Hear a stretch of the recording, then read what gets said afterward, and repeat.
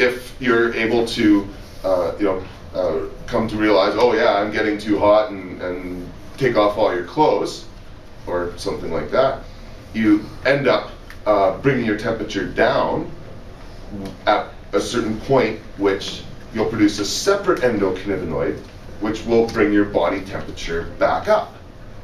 And in that way, the body uses endocannabinoids to regulate almost every little system you have. And just to finish, the cannabinoids that are most commonly present in cannabis bring your body temperature down. So scientifically, people that smoke pot are more cool than people that hearing Dr. Bob explain that to a judge in court was just awesome. But is that distributed through the hypothalamus? I believe so, yeah. Okay. I don't know, the brain well enough to have stated the areas of the brain, but yeah, that's very true. That's at the top of the spine, right? That's, yeah. So it's the advanced chemical producing system that we know of in nature. Yeah, between there and the pineal gland, I think it is. Yeah, that's the two highest concentrations of CBD receptors and hormone producing areas, I think, as well, right? But I think, actually, yeah, all the hormones almost come from there, but it's received throughout the body, I think, right? Yeah. I can say it, yeah, I'm kind of out of my league here. But is like THC producing in the body as well? No, it's anandamide. Basically, they're so chemically similar, it's the same thing. Yeah.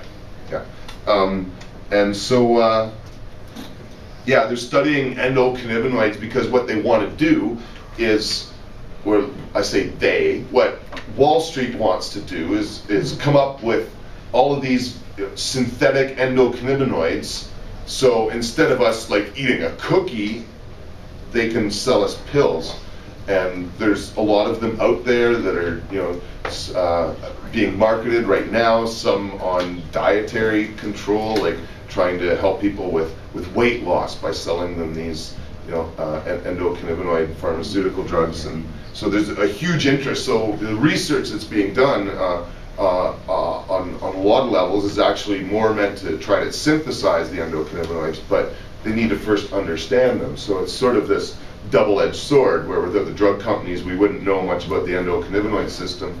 But because of the endocannabinoid system, the exocannabinoids are even that much more important. Because there aren't many plants out there, just in general, that naturally produce chemicals that are essentially the same ones that our body uses to regulate itself. Most things like opiates and other stuff are, our body can absorb and use in various ways, but there's nothing like the cannabinoid family.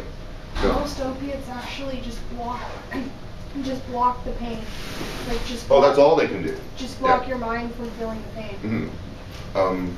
And so the cannabinoid family is made up of about not quite 70 cannabinoids, but almost as importantly, there's essential oils, terpenes, flavonoids that have very important medical benefits.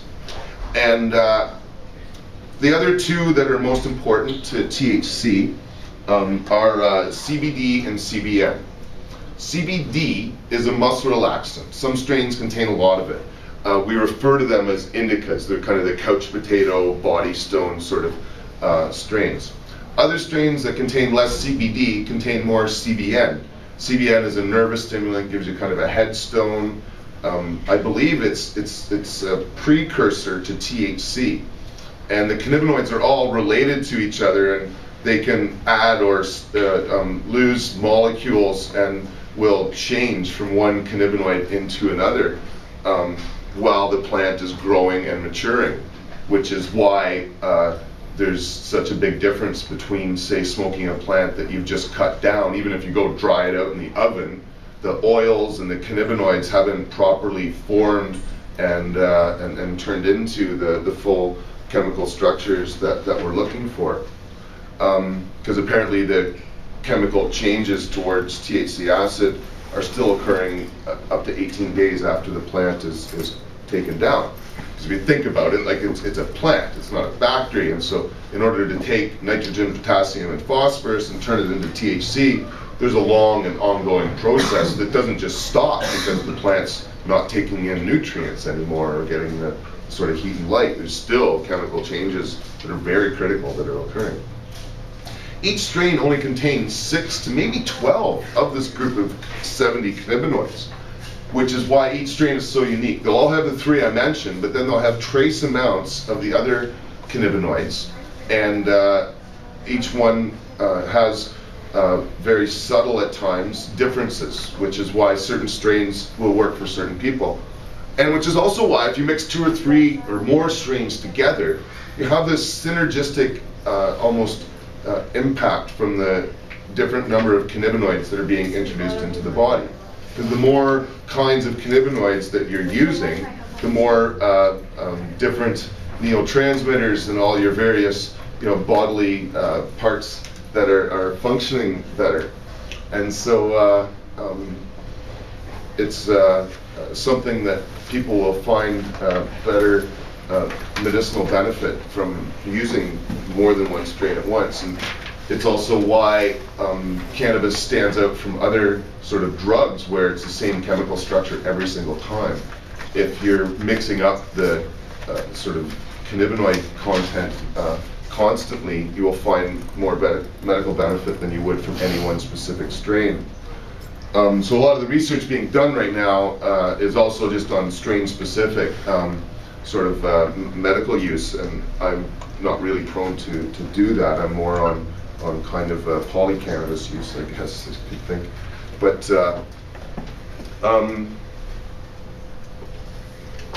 in total, these cannabinoids and essential oils are not only anti-inflammatory, muscle relaxant, and pain-killing, but they're antibiotic, antifungal, antiseptic, antioxidant, anticarcinogenic.